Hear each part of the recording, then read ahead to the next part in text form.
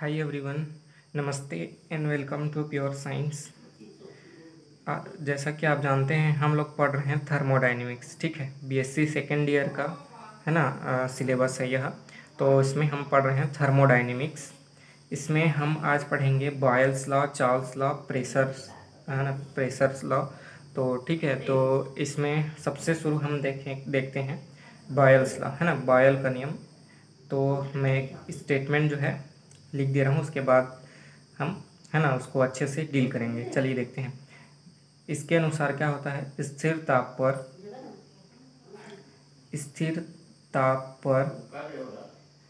ताप पर गैस के, कोई भी गैस हो सकता है, गैस के निश्चित द्रव्यमान है ना, निश्चित स्थिर ताप पर गैस के निश्चित द्रव्यमान जैसे हम लोग मान लेते हैं 1 ग्राम है या 1 किलोग्राम, जो भी है ना, निश्चित द्रव्यमान का आयतन जो है, आयतन यह होता है उसके दाब के व्युत्क्रमानुपाती है ना, उसके दाब के व्युत्क्रमानुपाती होता है। ठीक है, व्युत्क्रमानुपाती होता है।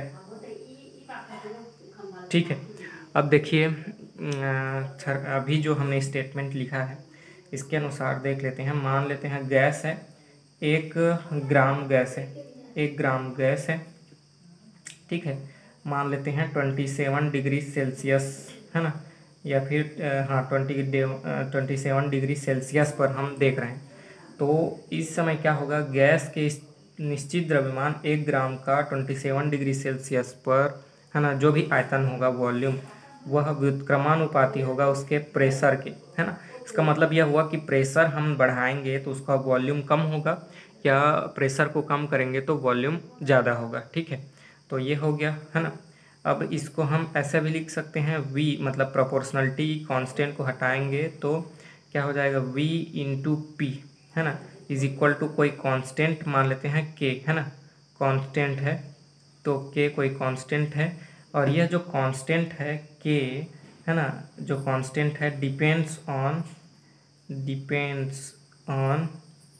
टेम्परेचर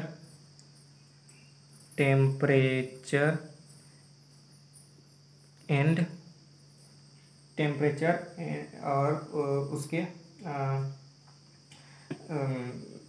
क्या बोलते हैं हम, मास, या हाँ ये जो 1 ग्राम जो लिए हुए हैं द्रव्यमान है ना, एंड टेम्परेचर एंड मास पर डिपेंड करता है, depends on temperature and mass of the gas. ठीक है, ये जो कांस्टेंट के है ना, depends on temperature and mass of the gas. ठीक है, तो ये समझ में आ गया।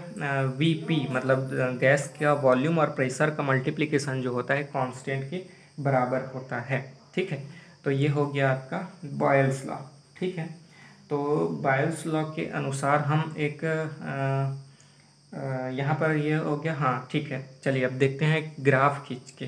ठीक है, ये एक ग्राफ खींचते हैं हम।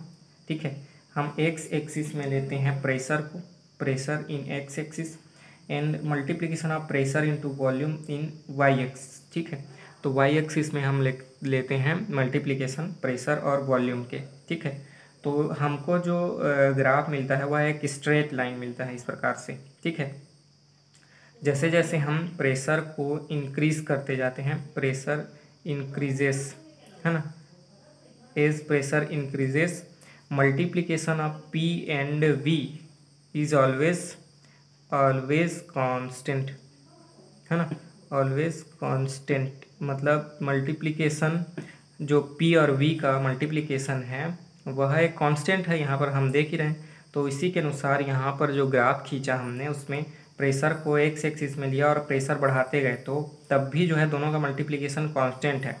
तो इसका मतलब क्या हुआ कि प्रेशर इंक्रीज करेंगे तो वॉल्यूम डिक्रीज होगा, और दोनों का multiplication is equal to constant है ना, दोनों का मल्टीप्लिकेशन होगा यह हमेशा कांस्टेंट होगा। ठीक है, तो ये समझ में आ गया। ठीक, तो इसमें बॉयल का लॉ हो गया। ठीक है, दूसरा हम देखते हैं चार्ल्स लॉ। चार्ल्स लॉ देखेंगे। ठीक है, चलिए चार्ल्स लॉ। ठीक है, मैं स्टेटमेंट लिख रहा हूँ। ठीक, उसके बाद जो है उसको डील करेंगे। ठीक है, तो चार्ल्स के नियम के अनुसार नियत दाब पर, है ना, स्थिर दाब पर या नियत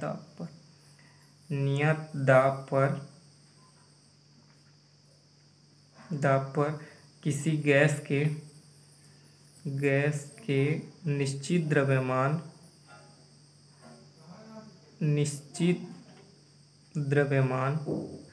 मेरी हैंड राइटिंग ज़्यादा अच्छी नहीं है, फिर भी आप लोगों को आई थिंक समझ में आ रही होगी, कोई दिक्कत होगी तो बताइएगा। ठीक है, नियत दाब पर गैस के निश्चित द्रव्यमान का ताप जो है 1 डिग्री सेल्सियस बढ़ाने या कम करने, है ना, 1 डिग्री सेल्सियस बढ़ाने या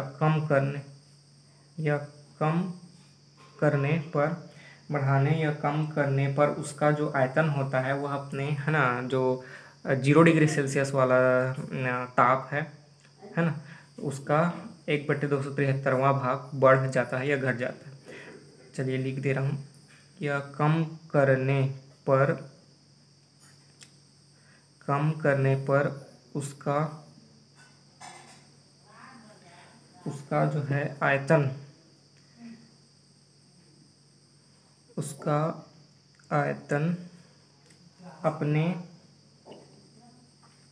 अपने 0 डिग्री सेल्सियस वाले आयतन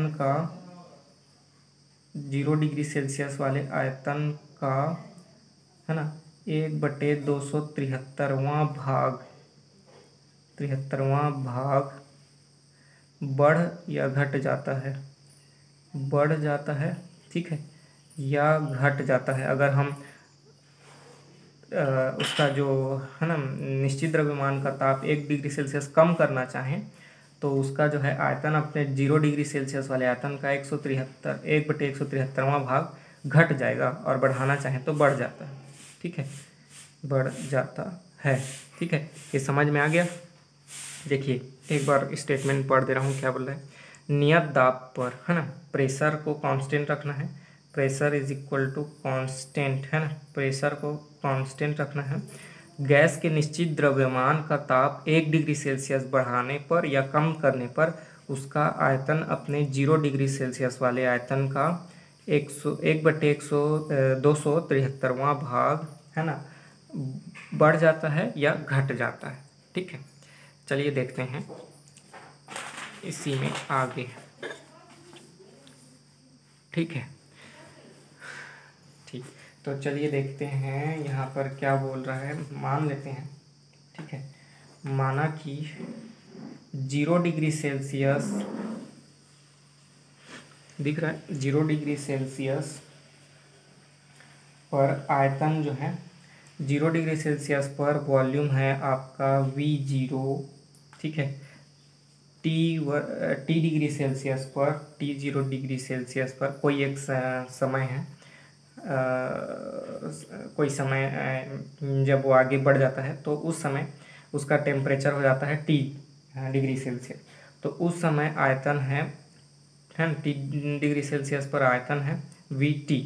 ठीक है, तो चूंकि हमने 0 डिग्री सेल्सियस से इसका जो आयतन है इसमें T डिग्री सेल्सियस इसमें हमने कुछ वृद्धि किया, है ना, तो आयतन में वृद्धि कितना हो जाएगा, V0T अपॉन, है ना, 273, है ना, इतना जो है अपने 0 डिग्री सेल्सियस वाले का इतना बढ़ जाता है, कितना, 1/273, है ना। 0 डिग्री सेल्सियस में आयतन था V0 और T डिग्री सेल्सियस में उसका आयतन पहुंच गया VT, है ना। अब गैस के आयतन में, है ना, वृद्धि करते हैं तो उसका जो कितना बढ़ जाता है, वह V0 का 1/273वां भाग, है ना, मतलब V0 अपॉन 273 डिग्री सेल्सियस। ठीक है, V0 अपॉन मतलब ये उसका आयतन इतना हो जाता है V0T अपॉन 273। ठीक है, अब जो है देखते हैं हम T डिग्री सेल्सियस पर गैस का आयतन क्या होगा। T डिग्री सेल्सियस है ना, T डिग्री सेल्सियस पर गैस का आयतन VT बराबर जो 0 डिग्री सेल्सियस पर था उसका 273वां भाग और ऐड हो जाता है ना। पहले तो इतना था, लेकिन उसमें 1 डिग्री सेल्सियस हम बढ़ाना चाहे तो कितना ऐड हो गया, कितना हो गया 273 है ना। अब जो है हमने उसमें इंक्रीज किया उसका जो टेम्परेचर कितना इंक्रीज किया, 1 डिग्री सेल्सियस इंक्रीज किया। तो 1 डिग्री सेल्सियस इंक्रीज किया तो उसमें परिवर्तन कितना हुआ, तो अपना 0 डिग्री में पहले था ना, जो 0 डिग्री में कितना था वॉल्यूम V0 था, तो उसका जो है इतना बढ़ गया 273वां भाग है ना, बढ़ गया। ठीक है, तो इसको हम ऐसे लिख सकते हैं VT is equal to V0 है ना, इसको बाहर लें 1 प्लस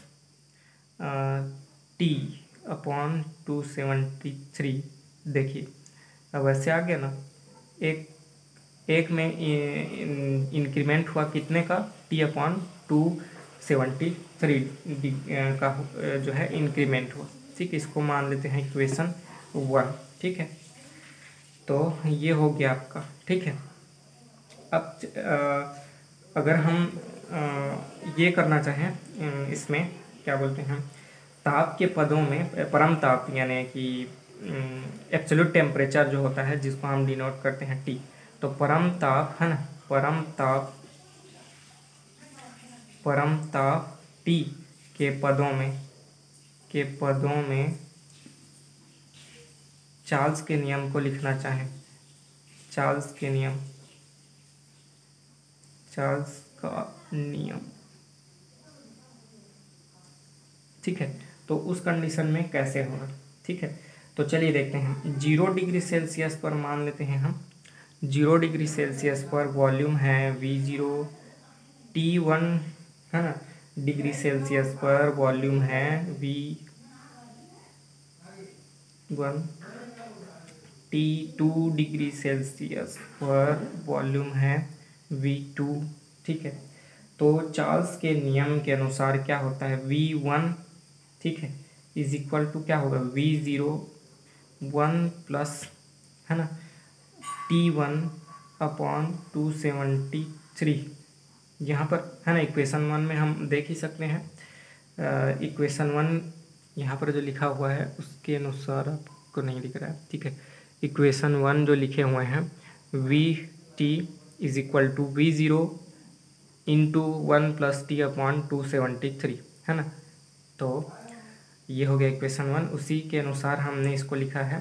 ठीक है, अब एक और VT ठीक है, V2 is equal to V0 1 plus T2 upon 273। ठीक है, ये समझ में आ गया। यहाँ V1 है वॉल्यूम, यहाँ V2 है वॉल्यूम। ठीक है, इस समय टेम्परेचर T1 है, इस समय टेम्परेचर T2 है। ठीक है, तो अब V1 डिवाइडेड बाई V2 करेंगे हम, V1 डिवाइडेड बाई V2। ठीक है, तो उस कंडीशन में क्या हो जाएगा, ये V0 और V0 तो कैंसिल आउट हो जाएंगे। तो अब देख लेते हैं 1 plus T1 upon 273 divided by 1 plus T2 upon 273।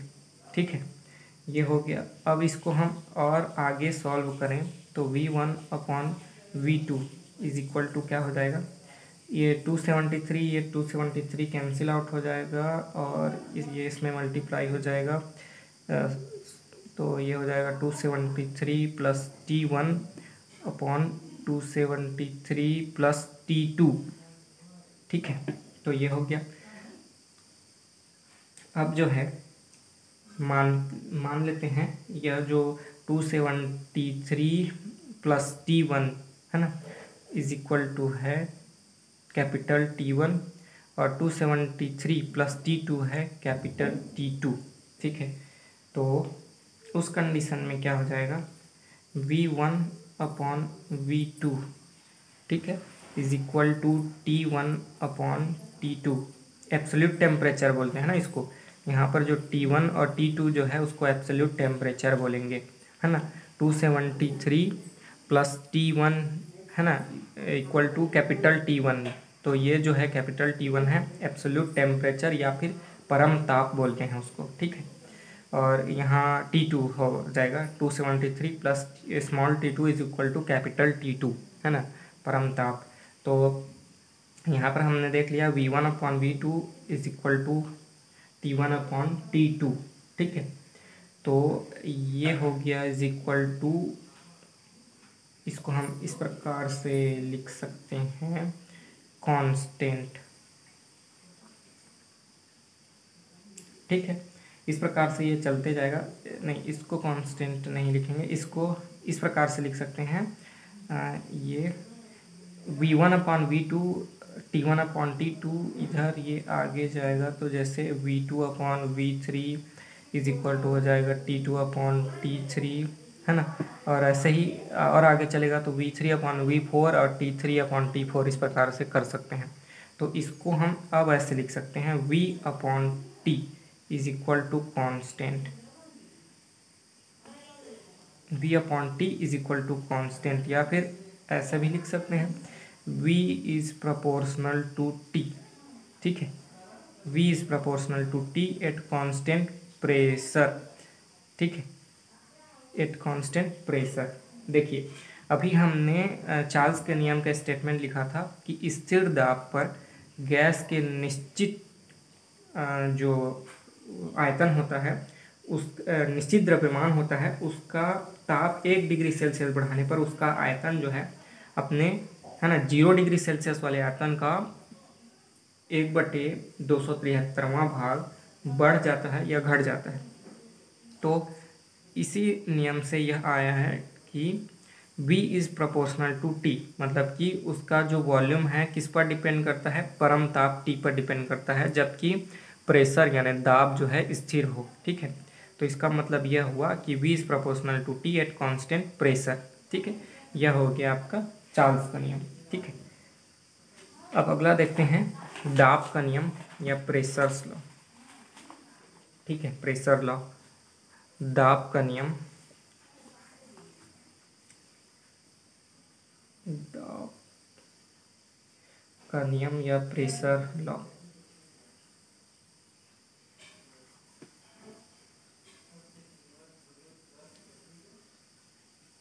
Pressure law, ठीक है।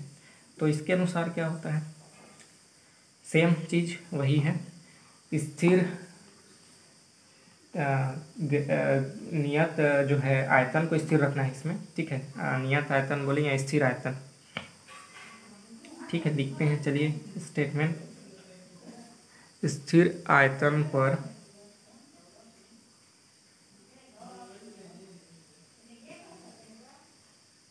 ठीक है, स्थिर आयतन पर किसी गैस के निश्चित द्रव्यमान का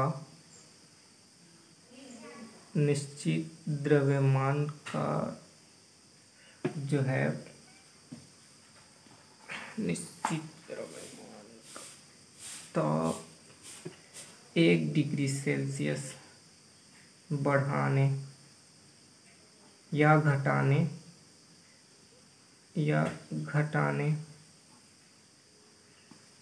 पर जो है उसका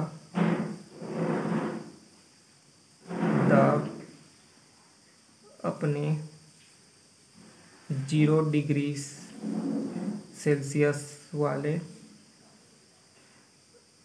दाब का 1/273वां भाग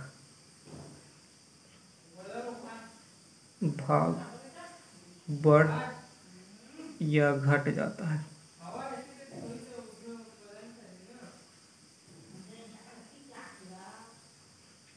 ठीक है, क्लियर है। चलिए देख लेते हैं, मान लेते हैं 1 ग्राम है, ठीक है। इसका, और वॉल्यूम कांस्टेंट है, वॉल्यूम कांस्टेंट है, ठीक है। उस कंडीशन में गैस का दाब को हम बढ़ाते हैं, ठीक है, निश्चित द्रव्यमान का जो है दाब बढ़ाते हैं एक डिग्री से, ताप बढ़ाते हैं 1 डिग्री सेल्सियस। तो उस समय उसका जो दाब रहेगा, मान लेते हैं P, वह अपने, है ना, 0 डिग्री सेल्सियस पर ताप है, 0 डिग्री सेल्सियस पर ताप है, दाब है P0। तो उसका जो दाब है ना, 1 डिग्री सेल्सियस जैसे ही बढ़ाते हैं तो उसका दाब कितना हो जाता है अपने, है ना, P0 वाले ताप का 273वां भाग इंक्रीज हो जाएगा, ठीक है, इतना बढ़ जाएगा। तो हम इसको ऐसे लिख सकते हैं, T डिग्री सेल्सियस पर उसका प्रेशर अपने 0 डिग्री सेल्सियस पर प्रेशर का P0 T/273 इतना हो जाएगा, ठीक है, क्लियर है। इसको हम इस प्रकार से फिर लिख सकते हैं, P0 को कांस्टेंट निकालें तो ये हो जाएगा 1 + T/273, ये हो गया आपका इक्वेशन 1, ठीक है। अब परम ताप के पदों में, परम ताप, है ना, T के पदों में हम लिखें इसको, प्रेशर लॉ को, तो उस कंडीशन में क्या होगा, मान लेते हैं 0 डिग्री सेल्सियस पर दाब है P0, T1 डिग्री सेल्सियस पर दाब है P1 और T2 डिग्री सेल्सियस पर दाब है P2। तब उस कंडीशन में प्रेशर के नियम से, दाब के नियम से हम जानते हैं P1 = P0 × 1 + T1/273, ये हो गया। अब एक और है P2 = P0, है ना, 1 + T2/273, ठीक है।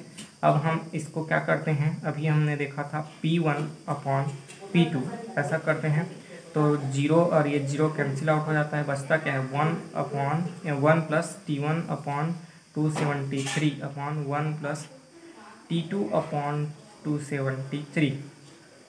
इसको फिर से सॉल्व करते हैं तो P1/P2 = बचता है 273 + T1/273 + T2, इतना होता है, ठीक है। हम उसको क्या बोलते हैं, P1/P2 = इसको क्या लिखते हैं, T1/T2, है ना। इसको हम परम ताप T1 बोलते हैं, इसको परम ताप T2, है ना। 273 + T1 को कैपिटल T1 और 273 + T2 को कैपिटल T2 लिख लेते हैं, ठीक है। तो अब इस कंडीशन में क्या हो गया, यहाँ पर जो है इसको इस प्रकार से और आगे इंक्रीज कर सकते हैं हम, P2/P3 = T2/T3, है ना। इस प्रकार से आगे ये बढ़ते जा सकता है। तो इसको हम ऐसा भी लिख सकते हैं, P/T = कांस्टेंट, ठीक है, कांस्टेंट, या P = T, ठीक है। ये हो गया एट कांस्टेंट वॉल्यूम, ठीक है, एट कांस्टेंट वॉल्यूम, ठीक, समझ में आ गया। तो ये हो गया आपका दाब का नियम, है ना। दाब के नियम के अनुसार क्या होता है, प्रेशर P जो है परम ताप T के अनुक्रमानुपाती होता है जब आपका आयतन स्थिर हो, मतलब स्थिर आयतन पर किसी गैस के निश्चित द्रव्यमान का दाब उसके परम ताप के अनुक्रमानुपाती होता है, ठीक है। तो ये क्लियर है। तो आज हमने देख लिया चार्ल्स नियम, है ना, बॉयल नियम और प्रेशर नियम, मतलब दाब का नियम, ठीक है। तो इस वीडियो में इतना ही रखेंगे, आगे के वीडियो में हम हल करेंगे। दूसरा टॉपिक है किसी गैस के द्वारा जो कंटेनर के, है ना, वॉल पर, दीवार पर जो प्रेशर लगाया जाता है, एग्जर्ट किया जाता है, उसको हम देखेंगे, ठीक है। तो चलिए मिलते हैं अगले वीडियो में। नमस्ते, धन्यवाद, थैंक यू।